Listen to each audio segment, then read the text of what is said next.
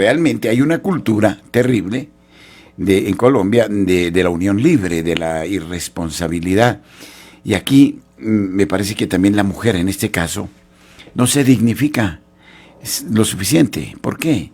Porque admite ese tipo de cosas, muchas veces ansía, por ejemplo, el matrimonio, pero a los varones, bueno, claro que hoy ha cambiado No todo. quieren ese. Exactamente, entonces es un problema que sin duda muestra, yo creo que muestra también un problema de fe de fondo muy grave. Sí, muy grave.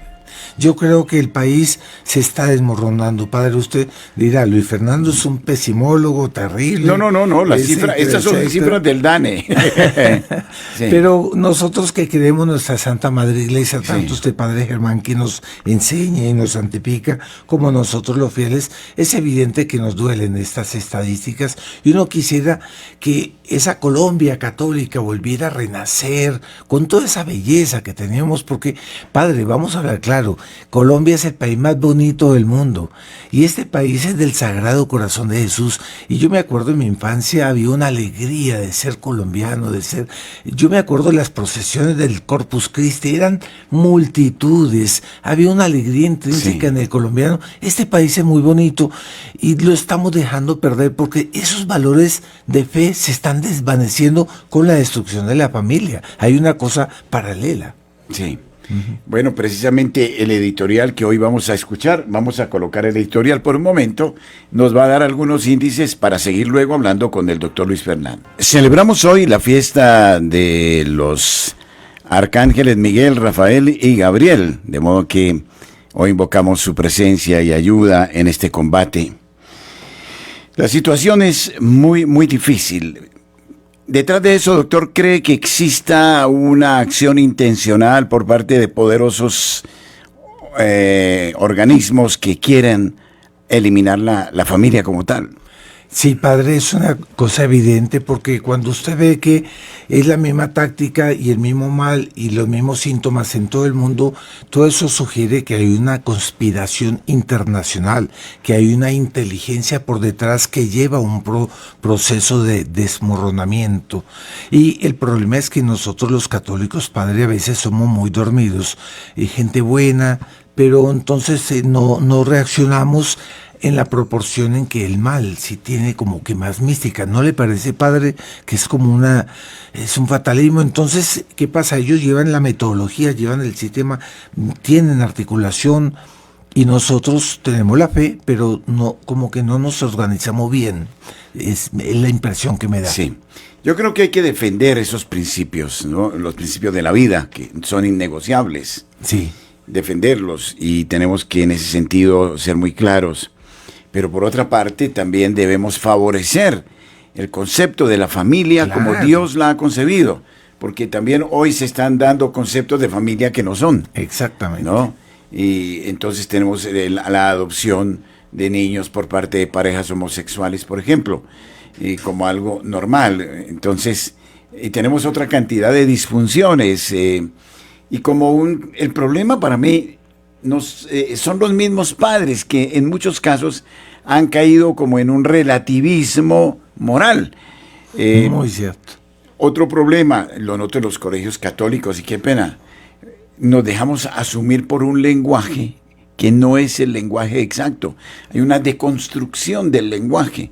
Entonces ya un rector de colegio no le dice al papá, sino el tutor de sus hijos, ¿no? Entonces ahí ya vamos como capitulando frente a lo que nos están, o sea, nos hemos adaptado a ese lenguaje. Yo creo que uno de los problemas graves es el mismo lenguaje.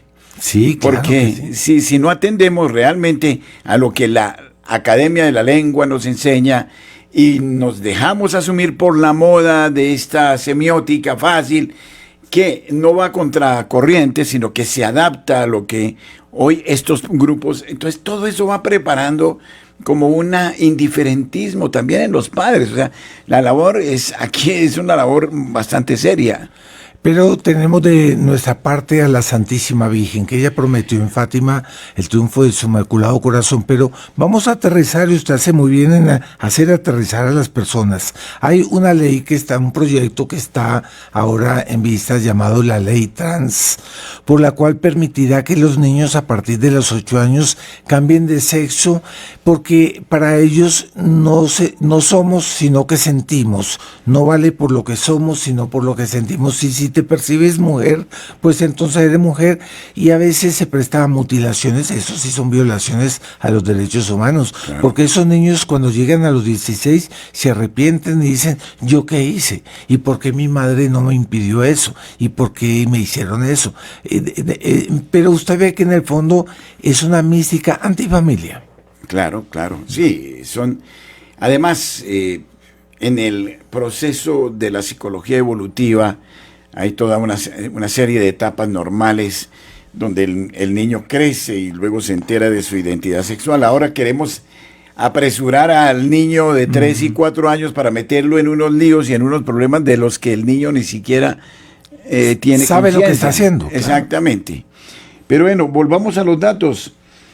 El 55% de los niños viven con adultos diferentes a sus padres. Qué cosa tan dramática esto, Dios mío. O sea, metámonos en la piel del niño, ¿no? Lo que eso significa, su tristeza infinita, el sentido de orfandad. Sí, ¿no? Es el tío, o es la abuelita, o no sé qué, pero la ausencia de la madre. Porque es que la madre, como usted mismo dice, Santa Hildegarda la que dice, ¿no? Que la necesidad de los padres en la formación y el crecimiento de los niños. Sí, sí, claro, esta parte, y ya, pues claro, son niños resentidos, niños expuestos sí. a los grupos de referencia, pandilla, en fin.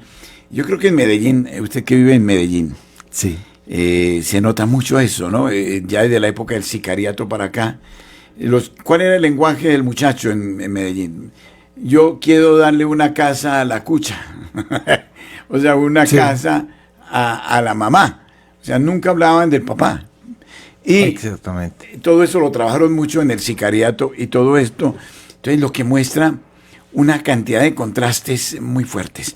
Pero la pregunta es, como católicos, ¿cuál es nuestra tarea? ¿Cuál es nuestra responsabilidad frente a esta realidad cruda que vivimos? Padre, muy buena pregunta. Y hay una frase de las Sagradas Escrituras que dice, el hombre lucha y Dios da la victoria. Dios quiere que nosotros tomemos partido por Él. Y en este contexto, en la coyuntura actual en que estamos cerca a las justas electorales del 29 de octubre, qué bueno, es un buen momento para pedirle a todos los candidatos para la gobernación y para las alcaldías que presenten proyectos, programas de protección de la familia, porque usted va a ver aquí en Bogotá o en Medellín o en Cali, no hay programas de defensa de la familia, por eso es que la familia al contrario, muchas veces hacen bandera de las teorías aborto para ganar votos. Qué desgracia. Sí, entonces alguien que nos esté oyendo, aquella audiencia del padre, que sepa, es amigo de algún candidato, dígale al candidato, tienes que presentar un programa para defender la familia, que ellos sientan que el electorado les pide eso y que es un drama para Colombia. Porque yo le digo la inversa, padre, si nosotros restauramos la familia, este país tiene mucha cancha para una grandeza cristiana muy grande, todavía estamos a tiempo. Sí, y desde luego creo que no debemos temer en formar líderes que hagan una sana política y que se hagan presentes ahora candidatizándose como ediles, como concejales, como incluso para las altas cargas del gobierno, porque si no hay una presencia católica, este es el drama. Exactamente. Entonces queda un vacío institucional terrible. Algunos pues estigmatizan el hecho de ser un político, de hablar de política, porque la ven como algo corrupto. Resulta que la política es la vocación más alta, sí, señor. Y hay que rescatarla desde los idearios cristianos. ¿No cree, doctor, que el evangelio tiene suficientes elementos programáticos como para efectivamente generar una política que favorezca la suerte de los colombianos. Es más, es un deber, porque es que la Iglesia tiene que dar los lineamientos para que el ordenamiento jurídico vaya correctamente conforme a la ley natural y a la ley de Dios.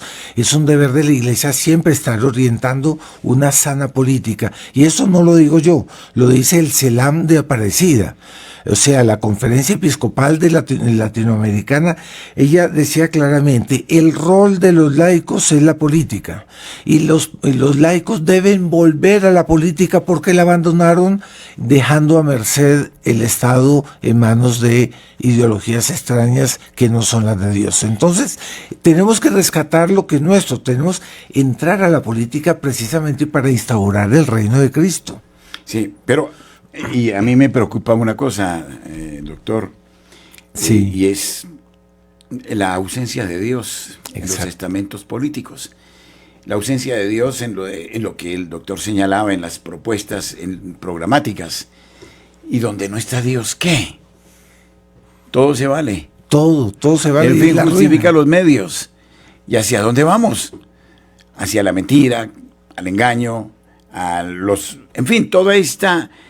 Porque no hay un peso moral, no hay una ley natural, no hay un sentido de conciencia, la pérdida del amor y del temor de Dios, ¿no? Yo creo que esto es gravísimo. Padre, si usted hablaba de Medellín, hay toda una parte de Medellín, del Hotel Nutibara para abajo, que es toda una avenida. Usted va un viernes por la noche, a veces lloviendo, y usted ve un mar de gente drogada, mojándose en plásticos. Sabe que es un ambiente desolador, pero son miles de noche, pero como están drogados no les importa que llueva. Hombre, estamos destruyendo nuestro país, padre, qué tristeza. Y esto sucede en todas las ciudades de Colombia, ¿no? Aquí, no sé, Mártires y por ahí, todas las ollas que hay. Pero en Medellín sí noté eso, sí es una horda de gentes, ¿no? Sí, terrible. Y ahí no hay diferencias de condición social ni nada, sino están viviendo en una situación de promiscuidad absolutamente espantosa que muestra realmente cuál es la realidad hacia la que estamos yendo, ¿no? Porque la sociedad te dice, tú puedes hacer todo lo que tú quieras, eres dueño de tu cuerpo, mete marihuana, lo que quieras, pero este tipo de sociedad hipócrita no va a venir a sacarte del problema, ¿no? Exacto. Y el problema lo estamos cada vez viendo, y eso se traduce en inseguridad, que es lo que estamos viendo también en nuestras ciudades, de manera terrible, ¿no? Yo creo, padre, que la solución es el rosario. El rosario es la solución para todo. El rosario salvó la cristiandad en Lepanto en 1571. San Pío V con el rosario salvó la cristiandad. Salvó a Austria en 1948, cuando por fuerza de la voluntad de un capuchino que impuso, invitó a todos los austríacos a rezar el rosario, y los soviéticos salieron de Austria. Siempre el rosario ha salvado el mundo y a la cristiandad. Santo Domingo salvó a Francia de los albigenses. ¿Y no será que Nuestra Señora, la omnipotencia suplicante, no podrá salvar nuestra querida patria? Claro que sí. De modo que no podemos desmayar. Creo que decía André Frossart, o este tiempo es espiritual o no será. Sí, señor. O es espiritual o no será. Significa que debemos volver a la oración de manera insistente, permanente, continua. Bueno, ¿qué eco ha encontrado el doctor Luis Fernando aquí en Bogotá para iniciativas en pro de la familia?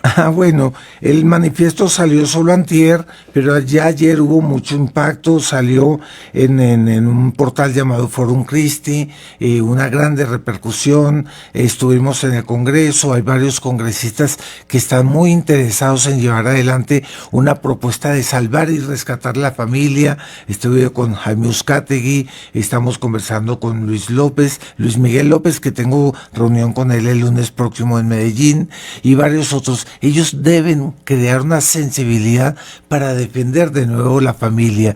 Y en Medellín el próximo 7 de octubre se realizará en la parroquia San Joaquín un rosario público en gran estilo por la familia. Es decir, necesitamos crear esa sensibilidad y pues espero que en estos otros días podamos también contribuir con este manifiesto, con la difusión que yo le pido. Voy a hacer la coñita, padre, para el que necesite, quiera el manifiesto, puede entrar a cruzada.co y ahí lo encuentra. Es muy fácil, cruzada.co. Cierto, hay otras maneras, pero acá es como un poco difícil por la radio decirlas, pero esa es muy fácil. Y entonces ustedes pueden leerlo, pueden imprimirlo, pueden repartirlo, pueden comentarlo, decirle al párroco para que hable de esto en las homilías, ¿cierto que sí? Sí. Esa es la idea. Bueno, esto hay que apoyarlo porque uno escucha las noticias todos los días, nuevos escándalos, siempre aparecen propuestas muy válidas desde el punto de vista económico, político, social. Difícilmente se habla de Dios, casi que no sé, en las grandes cadenas de radio o de televisión, como una alternativa. Hay una ignorancia, un desconocimiento de la pastoral social, de los evangelios. Y allí, por ejemplo, voy a poner un caso, la economía.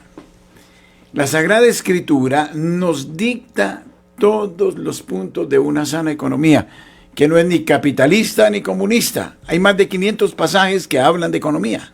Interesante. Sí. Y que, por ejemplo, habla pues de la economía de Yahvé Dios con su pueblo, cómo lo educó, ¿no? Esto lo encontramos en el Antiguo Testamento, cómo lo educó al diezmo, a la primicia, a la limosna, a ver que los bienes de la tierra no son del ser humano, sino de Dios, somos administradores, y cómo el Señor provee y multiplica, o sea, este es un mundo, el mundo sin Dios es un mundo totalmente egoísta, ¿no? Alguien decía que vio el cielo y vio el infierno, y que tanto en el cielo como en el infierno se servían unos manjares exquisitos, pero el problema era los cubiertos, que eran gigantescos. Entonces, en el infierno, como eran egoístas, entonces todos querían comer, pero no podían porque todos querían los cubiertos. En el cielo se daban de comer unos a otros, de tal manera que todos comían. O sea, Dios no es una maldición. Hoy la sociedad nos está planteando, doctor, a Dios como maldición y a Satanás como bendición. ¿Cómo le parece? Sí. Estamos absolutamente engañados, ¿no es cierto? Sí, hace 2 días en esa concentración me dijeron que hubo mucha brujería, padre. Claro. Entonces usted ve que están cambiando nuestras costumbres católicas por aquello de las ancestralidades y ritos secretos. Muy peligroso es entregar el país al demonio. Claro, pero precisamente por eso vale lo que decía el doctor, la urgencia de la plegaria, de la oración, del Santo Rosario, y en esto debemos intensificar el paso, porque lo que no podemos los hombres, lo puede Dios. Y entonces, así sean 2 o 3 personitas que se unan para orar el rosario, desatan el poder de Dios. Exactamente. Creo que este va a ser el antídoto frente a muchas otras cosas que se nos van a venir en términos de nuevo orden, del relativismo, en términos de la libertad de expresión y cantidad de cosas que son verdaderamente preocupantes. Yo espero, Padre, que en algún momento Dios tenga compasión de nosotros y dé gracias enormes en que todos nosotros, la humanidad, tenga nostalgia de todo lo que está perdiendo y quiera volver a la casa paterna. Porque Nuestra Señora en Fátima dijo, por fin mi Inmaculado Corazón triunfará. Es decir, nosotros estamos del lado que va a triunfar. Pero entonces esperemos que vengan esas gracias, Padre, sin las cuales yo veo muy difícil. Claro. Entonces, que haya un despertar religioso, un despertar del espíritu, la alegría de Dios. Es que vuelvo a estos grandes místicos, ¿no? Dicen, cuando estás en Dios, estás recibiendo una carga de gracias permanente, inagotable, extraordinaria. Te alejas de Dios y te comienzas a enfermar. Sí. Y eso es una matemática. Entonces el problema es volver al Dios que Jesucristo nos ha revelado. Bueno, aquí habría temas de temas porque ya entraríamos también en otro orden de cosas. Magnífico. En el modo como se está diluyendo el concepto de Jesucristo también. En el modo como aparecen cristologías que en aras del posmodernismo y en aras del progresismo, entonces quieren eliminar al Dios de los cristianos. Entonces, yo siempre me pregunto, ¿creamos a un Cristo a nuestra medida, a nuestro bolsillo, o efectivamente creemos en el Cristo que se nos manifestó, que se encarnó y que por eso mismo se justifica como credo de nuestro ser? Entonces son muchos los temas ahí, porque no crean, aquí detrás de esto las ideas también van generando como una erosión subterránea en todos estos valores y en el valor de la vida y de la familia. Cuando comenzamos a hablar de divorciados vueltos a casar, la Eucaristía, etcétera, ya entonces uno dice, palo porque bogas y palo porque no bogas, y el niño llorando y la mamá pegándole, ¿no? Entonces, bueno, doctor, muchísimas gracias. Una última cosita. Sí, que señor, quería pero decir, por supuesto. es lo que la Santísima Virgen le decía a la hermana Lucía. Ella le afirmó al cardenal Carlo Cafarra que la batalla final entre el Señor y el reino de Satanás será acerca del matrimonio y la familia. Y le advirtió sobre los ataques que deberán enfrentar quienes defiendan estas dos instituciones. Es decir, es una invitación para que nosotros entremos en batalla para defender la familia, pero estén seguros que todos vamos a ser atacados por eso. Confiemos que Dios nos va a ayudar. Esa es la idea. Sí, Monseñor Carlos Cafarra fue delegado por el Papa Pablo VI para crear el Instituto de la Familia. De la familia. Y bueno, tuve el honor de tenerlo de profesor. Vean, qué bueno. Ya me está haciendo de la buena envidia, padre. Sí, y en ese momento él estaba de profesor en San Giovanni Laterano, y en ese momento fue cuando recibe del Papa la responsabilidad de guiar el Instituto para la Familia, que también hoy está siendo desviado por muchas cosas, bueno, en fin, reformado, son cosas tristes. Bueno, así es la vida. Padre, cuando usted esté en esas peregrinaciones en los santuarios marianos de Europa, acuérdese de la familia colombiana. Pero, y récese por esta batalla. A eso vamos, y también por nosotros. Interceder. Bueno, doctor, muchas gracias. Dios me lo bendiga a quienes nos acompañan y que ojalá sigamos en esta tarea abierta de defensa de la familia, porque sabemos de su importancia, es irreemplazable, es fundamental, es constituida por Jesucristo. Sí. No es, como dicen algunos por ahí, un fenómeno meramente sociológico o cultural, sino que es Cristo mismo quiso tener una familia, ¿verdad? Y es una institución. Por supuesto. O sea, una institución de la ley natural, no es una cosa, como usted dice, en passant, que fue creada por capricho, no, es una institución que es la solidez de la sociedad. Así es. Bueno, Dios me lo bendiga y bienvenido siempre a esta casa. Muchísimas gracias a usted y a todos los que nos oyeron. Por supuesto, Dios les bendiga.